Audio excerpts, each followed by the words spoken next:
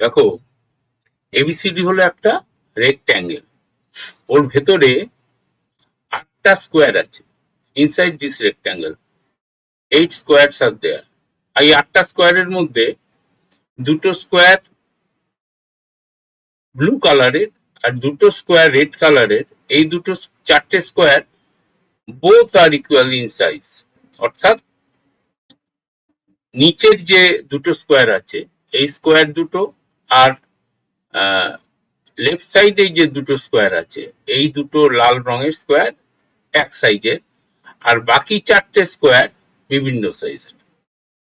এখন এই 8টা স্কোয়ারের মধ্যে একদম সেন্টারে যে স্কোয়ারটা আছে, যেটা কিনা লাইট ব্লু কালার, ওটার এরিয়া হলো 1 স্কোয়ার ইউনিট। অর্থাৎ এবার আমাদের বার করতে হবে যে এরিয়া অফ দ্য রেক্ট্যাঙ্গেল।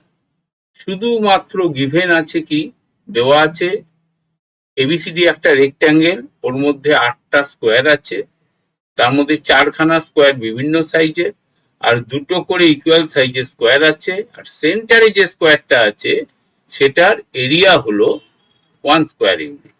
আমার সব হোয়াটসঅ্যাপে দেওয়া থাকে এবং অনলাইনেও সবাই পাবে। তো আমি এটা এক্সপ্লেন করলাম ভেতরে কি আছে। বার করতে কি হবে? বার করতে হবে এরিয়া অফ দা রেক্ট্যাঙ্গেল। একটু পজ নাও, চেষ্টা করো, যদি না হয় তাহলে আমি তো বলছি তোমাদের।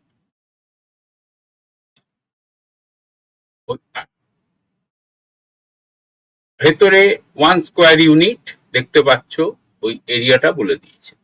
ওই যে সাদা রঙের যে ইনসাইডের সেন্টারে যে স্কোয়ারটা, সেটা বার করতে হবে total area of the rectangle. What is the area of the rectangle? মানে বিগার রেক্ট্যাঙ্গেল যার মধ্যে স্কোয়ার গুলো ইনক্লুড আছে। আমি এবার তোমাদের এই অঙ্কটা বোঝা হয়ে গেছে, বুঝতে পেরেছো নিশ্চয়ই কি বলতে চাইছে। চেষ্টা করো, আর আমি তোমাদের এবার দেখাচ্ছি আমার বোর্ডে। অঙ্কটা একটু ছোট করে দিলাম, সাইডে রাখলাম। এবার এই অঙ্কটা আমি নিজে ড্র করে রেখেছি, তোমাদের দেখাচ্ছি কি করে এটা বার করব। এই যে স্কোয়ারটা, ওই পিকচারটাও দেখতে থাকবে। এই যে স্কোয়ারটা আছে, এই স্কোয়ারটার একটা নাম দিয়ে দিই পি কিউ আর। তাহলে কি হলো? পি কিউ আর বি, এই স্কোয়ারের আমি লেন্থ সাইডটা ধরে নিলাম, side of P Q R B is equal to X. অর্থাৎ এই লেন্থটা এখান থেকে আমি এক্স ধরলাম, তার মানে এটাও এক্স। স্কোয়ার তো, স্কোয়ার হলে এটাও এক্স, স্কোয়ার হলে এটাও এক্স, 4টে সাইডই সমান। এবার আমরা নেক্সট স্কোয়ারে যাব। কোন স্কোয়ারটা নেব? এইটা বলেছে 1 স্কোয়ার ইউনিট। এই যে শেডেড রিজিয়নটা আছে এইটা বলে দিয়েছে 1 স্কোয়ার ইউনিট। তাহলে এর সাইড গুলো কত?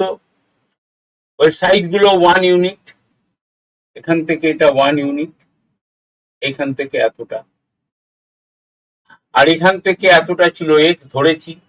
তাহলে এইখান থেকে এতটা কত? তার নাম হচ্ছে এইচ আর। এই চারটা কত? এই চারটা হলো 1 প্লাস এক্স। বোঝা গেল? এখান থেকে এতটা, তাহলে এখান থেকে এতটাও যা, এখান থেকে এতটাও তাই, জিসিও তাই, জিসিও সেম হবে 1 প্লাস এক্স। তাহলে এইখানে যখন দুটো স্কোয়ার আছে তাহলে এই দুটো সেম, তাহলে এটা 1 প্লাস এক্স বাই 2, এটাও 1 প্লাস এক্স বাই 2, দুটো হাফ হাফ করে দিলাম। এটাকে যদি আমি ঠিক করে লিখি তাহলে 1/2 প্লাস x/2। আমি এটাকে মুছে দিচ্ছি, এটাকেই লিখছি 1/2 প্লাস x/2। এটাও সেম 1/2 প্লাস x/2। এবার যদি এটা 1/2 প্লাস x/2 হয়, এটা স্কোয়ারের একটা সাইড, তাহলে এখান থেকে যে এই সাইডটা আছে সেইটাও 1/2 প্লাস x/2। ওটার কি নাম? এই জিটাও 1/2 প্লাস x/2, কারণ সেম স্কোয়ারের আছে, এই স্কোয়ারটাই আছে সাইড। এবার তাহলে এই গোটা স্কোয়ার এখান থেকে এত লেন্থ কি হবে? এটার নাম দিয়ে দাও একটা এল দিয়ে নি কোথাও। এলজিটা কি হবে? What is LG? এই সাইডটা তো 1, আর এখান থেকে এতটা হলো 1/2 প্লাস x/2। 1/2 প্লাস x/2, তাহলে এইটা প্লাস এইটা মানে 1 প্লাস হয়ে গেল 1 প্লাস 1/2 প্লাস x/2, কত হলো 3/2 প্লাস x/2। কতটা? এলজি। এলজি যা, এটাও তাই। এটা নামটা দিয়ে দিয়ে একটা এম নেই, এম দিয়ে দিলাম। তাহলে এটা এমডিও তাই হলো। এমডি কত? এখান থেকে এতটা, সেম এখান থেকে এতটা এলজি কত? 3/2, এখানেই লিখে দিলাম এমডি। এই অবধি হলো। এবার আমাদের কি করতে হবে? এরিয়া বার করতে গেলে তো আমাকে এক্স এর ভ্যালু বার করতে হবে, তাহলে কোনো না কোনো ইকুয়েশন চাই, সেটা বার করার চেষ্টা করছি। এই স্কোয়ারটার লেন্থ ধরে নিলাম এ, লেট দ্যাট ইজ এ, অর্থাৎ ডিজি কে ধরে নিলাম এ। তাহলে এটা যদি ডিজি এ হয়, তাহলে এটাও এ। এখানে দুটো স্কোয়ার আছে, তার মানে এই লেন্থটা কত হবে? a/2 হবে। এইটার অর্ধেক হবে, কারণ এই স্কোয়ারের মধ্যেই দুটো, এদিকে লেন্থটা তো সেম এ, আর এখানে দুটো স্কোয়ার তৈরি হয়েছে, তাহলে এই লেন্থটা অর্ধেক হতেই হবে, তাহলে a/2। যদি এটা a/2 হয়, তাহলে এই লেন্থটা এখানে একটা নাম দাও mn, তাহলে mn টাও হলো a/2। mn কি হলো? mn টাও হলো a/2। তাহলে mdটা কি হলো? mdটা হলো a প্লাস a/2, অর্থাৎ কিনা এইটা ছিল এ, এইটা a/2 বার করলাম। এইটা তো সাইডটা ডিজিএ, মানে এইটাও এনডিও এ, ডিজিএ মানে এনডিও এ, স্কোয়ার তো সব স্কোয়ার। তাহলে এ হলো, আর এমডি মানে কি? ND plus MN, ND plus MN, A plus a/2, কত হলো? 3/2 এ। তাহলে আমরা বুঝতে পারলাম এখানেও এমডি, এটাও এমডি, তাহলে এটা ইকুয়াল টু এটা কি লিখবো? 3/2 এ is equal to 3/2 plus x/2। এটা লিখতেই পারি, এটাই তো এটা এলো। তাহলে এখান থেকে আমরা কি পেয়ে গেলাম? এখান থেকে আমরা দুইটা কাটছে আর থ্রিটা নিচে নামছে, তাহলে a ইকুয়াল টু পেলাম 3/3 মানে 1 প্লাস x/3। এটা ক্যালকুলেট করা সোজা, এই 2 কেটে গেল, থ্রিটা নিচে নামালাম, 3/3 মানে 1 আর x/3। তাহলে এটা x/3 পেলাম। এটা যদি x/3 পাই, তাহলে আমরা এখন এই এটা পেলাম কি? 1 প্লাস x/3। তাহলে ml টাও তো 1 plus x/3, ml equal to, তো ডিজি সেম তো লেন্থ, তাহলে ওটা কি হলো? 1 প্লাস x/3 ml টা। আর এইখান থেকে এতটা তো 1, ভেতরেরটা 1 স্কোয়ার ইউনিট, সব কটা সাইড 1, তাহলে এখানে নাম দিয়ে দিই কিউ। এল কিউটা 1, তাহলে এম কিউটা কত? এম কিউটা কত? এম কিউটা হলো 1 plus x by 3 that is equal to 2 plus x by 3। কি পেলাম? M Q. এম কিউ পেলাম মানে এম পেলাম, এটা মানেই এম। কেন? ওটাও তো একটা স্কোয়ার, স্কোয়ারের এই সাইডটা পেয়েছি, তাহলে ওটা ইকুয়াল টু এটা। এবার এইটাকে তুমি এম কে পি কিউ বলতে পারো, M equal to P Q, কারণ এটা স্কোয়ারের সব লেন্থই তো এক। এই যে পি কিউ, এইটা আর এইটা এইটা, তাহলে ওটা পি কিউ। আর পি কিউ যদি পেয়েছি, তাহলে এটা তো 1, সরি পি, এখানেও তো কিউ লিখেছি, এটা কিউ লেখা যাবে না। আচ্ছা, এইটা কিউ পাল্টে দিই, এটা কোথাও কাজে লাগেনি। M N O P Q R R S S S দিই, তাহলে পিএস টা হলো কত? পিএস টা হলো, এর সঙ্গে আরেকটা এক যোগ করে দাও, 3 প্লাস এক্স বাই 3। কেন? এটা 1 আর এইটুকু পেয়েছি 2 প্লাস এক্স বাই 3। এবার আমরা এইটাকেই ধরেছিলাম এক্স, এই সাইডটাকেই ধরেছিলাম এক্স, তাহলে that should be equal to x. আমরা এবার এক্সটা পাবো, এটাকে ওদিকে নিয়ে যাও, 3 is equal to x minus x by 3 that is equal to 2x by 3। তাহলে এখানে 9 2, x কত হলো? 9 by 2। x পেয়ে গেলাম, x পেয়ে গেলাম 9 by 2, x equal to 9 by 2। তার মানে আমরা এবার যদি নিচে চলে যাই, এই এটাকে কত পেয়েছিলাম? What is a? A equal to কত পেয়েছিলাম? 1 প্লাস এক্স বাই 3, এখানটায় লিখছি 1 প্লাস এক্স বাই 3। তাহলে ডি এইখান থেকে এতটা কত? 1 প্লাস, মানে এটা কি বার করছি? ডিসি বার করছি, DC 1 plus x by 3 plus half plus x by 2 plus half plus x by 2, কত হলো? 1 হাফ হাফ হাফ মানে 2, 2 plus x by 2, x by 2 মানে x, x plus x by 3, x plus x by 3, তাহলে পেলাম হলো 2 plus 3x, 4x by 3। R 4x মানে এবার x বসিয়ে দাও, 4 by 3 ইন্টু কত?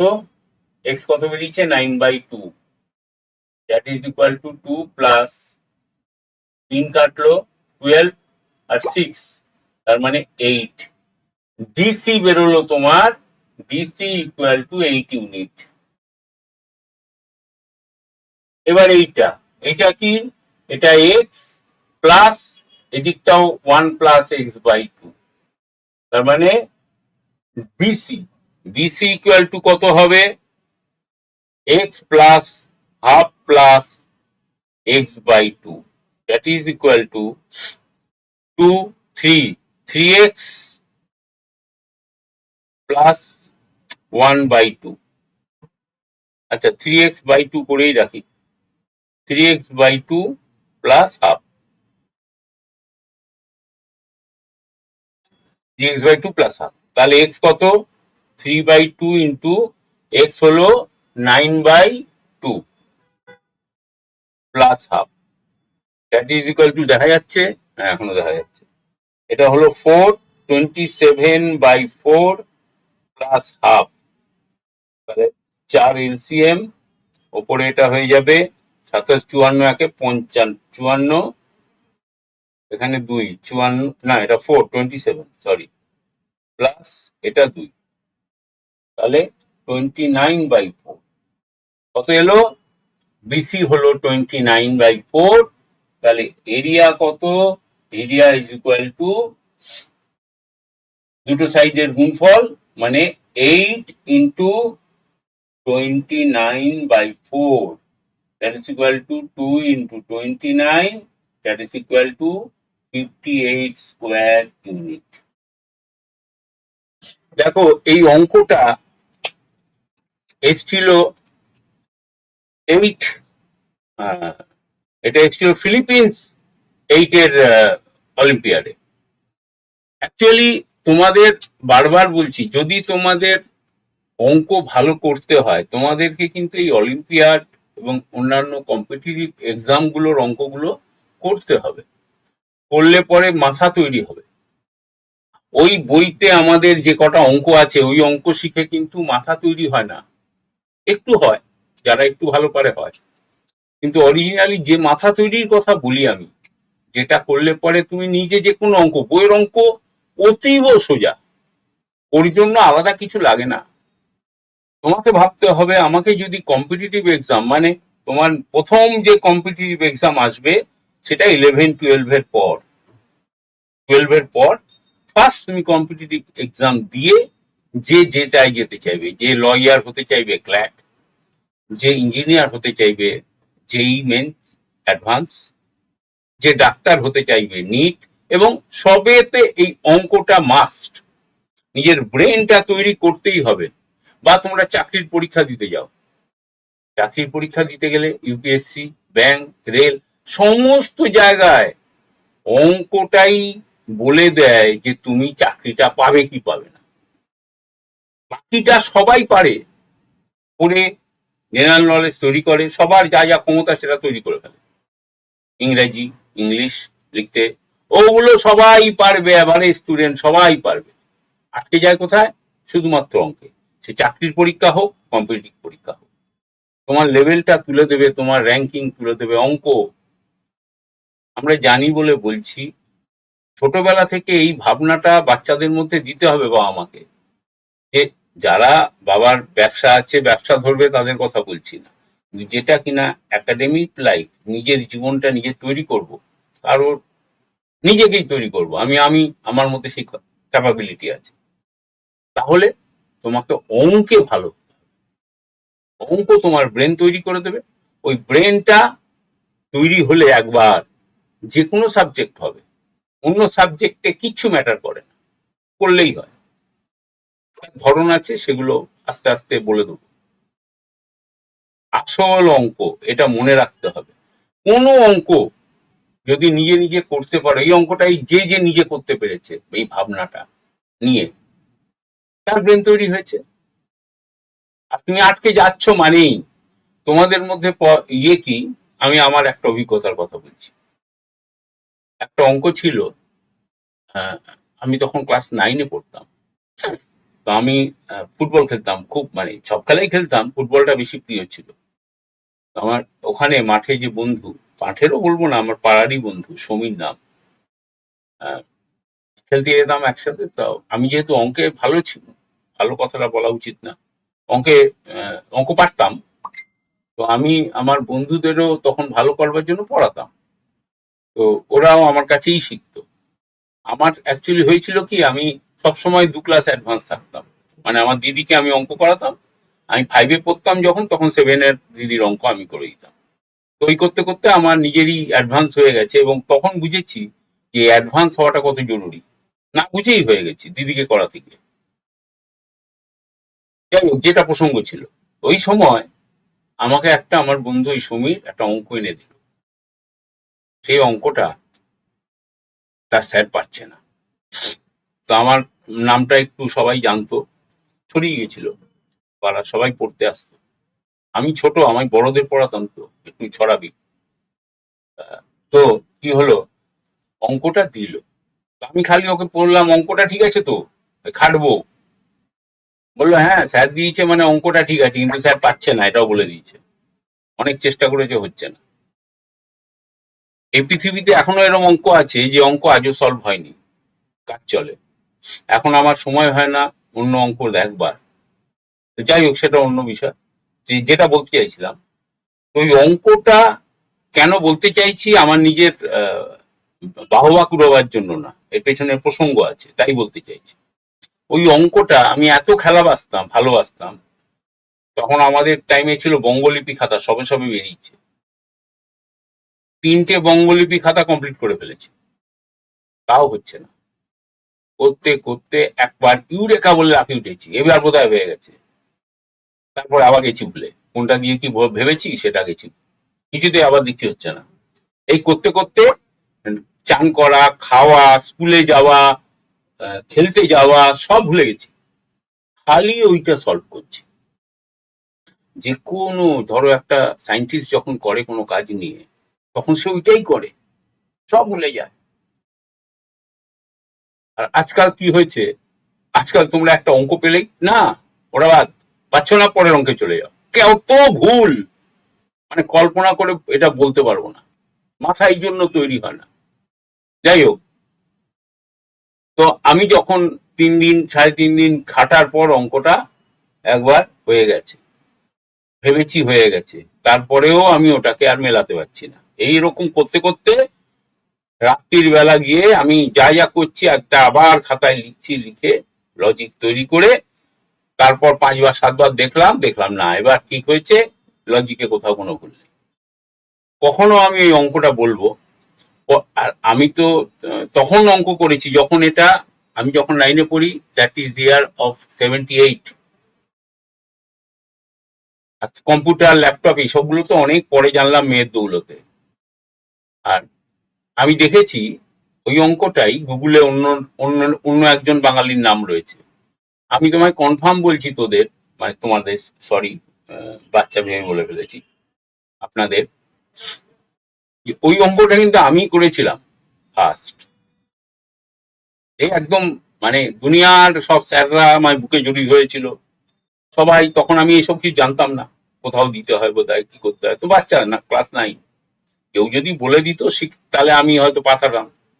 যাই হোক, সেটা প্রসঙ্গ না, হয়নি ওটা নয়, কিন্তু দেখি অন্য নাম, আশ্চর্য লাগে। তো সে তো কারো না কারো আমার সোর্সেই করে তারপর হয়েছে, এ তো কনফার্ম একদম।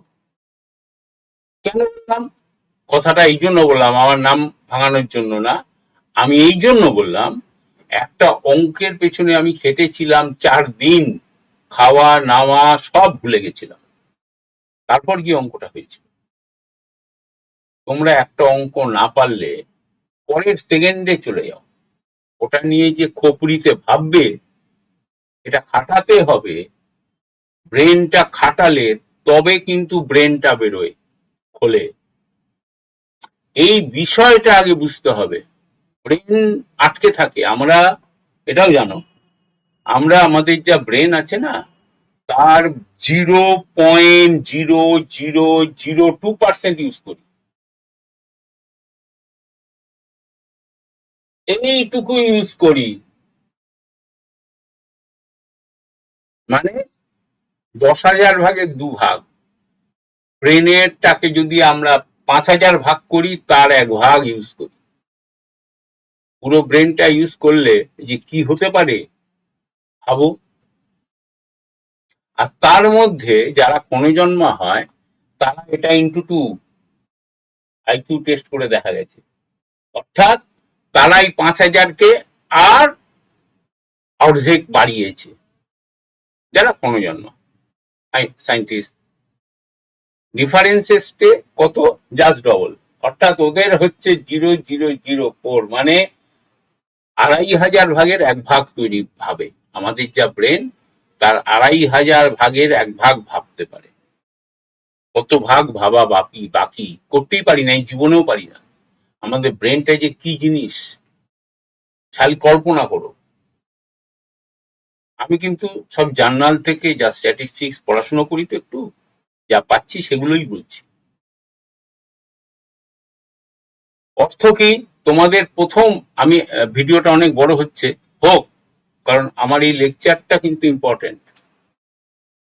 কি করে একটা বাচ্চা নিজেকে, এই তো বাড়ির বাবা মাও বলে না, ওদের বুঝিয়ে দেয় না, কারণ বাবা মাকেও তো সেটা জানতে হবে, ওই পাত দিয়ে যেতে হবে। যে কিনা আগুনে হাত দেয়নি, সে আগুনের তীব্রতা জানবে কি করে। ওই জন্য বাচ্চা যখন জন্মায়, প্রথম যারা আমাদের ঠাকুমা ঠাকুরদাদা ছিল, ঠাকুরদাদার কথা ভুল বললাম, তারা প্রথম ওই অন্নপ্রাশনে দেখবে আগুনটা একবার চট করে আঙুলটা লাগিয়ে দেয়। ওই বাচ্চাটা তখন থেকে ওটাকে বোঝে, ওরে বাবা এটা খুব বাজে জিনিস, এর কাছে যাবো না। জানাতে হবে বাচ্চাকে, নাহলেও ভাববে কোত্থেকে যে একটা অঙ্ক না হলে ওটার পেছনে দৌড়তে হয়, তবে ব্রেন খোলে। আমি তো একটা টিচার দেখিয়ে দেবে, ওই অ্যাভারেজ জায়গায় রয়ে গেল, দেখাবার পর বোঝে, বা আমি দেখাবার পর তাকে বোঝাবোই, সে পারবেই। কিন্তু নিজের থেকে নিজের যে উত্তরণ ওঠা, সেটা কখন হবে? সেটা তখনই হবে যখন তোমরা একটা অঙ্ক যখন হবে না, সেইটা ডেডিকেশন থাকতে হবে যে আমিই করব, কারোর হেল্প নেবো না, করে ছাড়বো। অটোমেটিক হবে, অটোমেটিক। নিজের ব্রেনের আইকিউ যে কোন জায়গায় নিয়ে যেতে পারবে সেটা ভাবতেই পারবে না। আমাকে তোমরা যে কোনো অঙ্ক যখন তখন দেবে, আপ টু গেট অব্দি, এনি ওয়ান, যত কঠিন, আমার তার জন্য কোনো বই কিছু দেখতে লাগে না। অন্যান্য অনেকেই আছেন যারা, তোমরা হয়তো তোমাদের স্কুলে যাও, তোমরা দেখো, কেউ কেউ হাতে, আমি তো আমার স্টুডেন্টদের কাছে এগুলো শুনি, আমি নিজে তো জানি না, আর আমার মনে হয় তাহলে কি, কেন তারা টিচার? তারা চারটে অঙ্ক করে আসে, হাতে দেখে, খাতায় দেখে, দেখে দেখে টুকে দেয় বোর্ডে, এই শুনি। তো বাচ্চারা কি করে শিখবে? How it possible? আমি বলছি না ভালো টিচার নেই, আমি সর্বসেরা, এটা বলছি না, অনেক ভালো ভালো টিচার আছে, কিন্তু যোগাযোগের অভাব, তাদের কাছে পৌঁছানো, তাদের কাছে দেখা, এটা হয় না, যার জন্য একটা বাচ্চা পিছিয়ে পড়ে।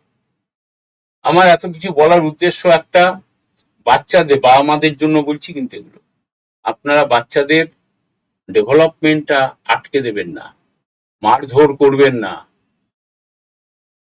যে পারছে না, অনেক টিচার, আমি আমার এটাও একটা গল্প বলি, আমার নিজের ভাই, আমি অঙ্কে এরকম ছিলাম, আমার কাকা আমার কাছে অঙ্ক করলে আমার ভাই ভালো হতো, কি করলো, এমন একটা, তার পাড়ায় শিক্ষক ছিলেন, রাত্রির বেলা আসতো, মানে আমি একবার গিয়ে দেখেছি, ওরে বাপ, মানে আতঙ্কে আমার এখনই বুকে ভয় করছে, কি অত্যাচার করতো, কি মার মারতো, মানে কল্পনা করা যায় না, কল্পনা, বা কাকিমা কাকু কিচ্ছু বলছে না, মানে ওটার, ও পারছে না, ওর দোষ, কখনোই ভাবছে না ও যে বোঝাতে পারছে না এটা ওই টিচারটার দোষ।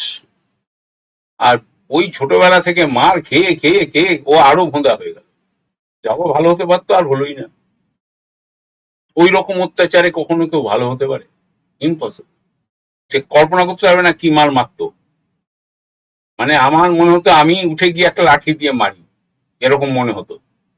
কিন্তু কাকু কাকিমা তো আছে, আমি কি করে করবো, মনে হতো এক্ষুনি বার করে দিয়ে আমি বোঝাই ওটা।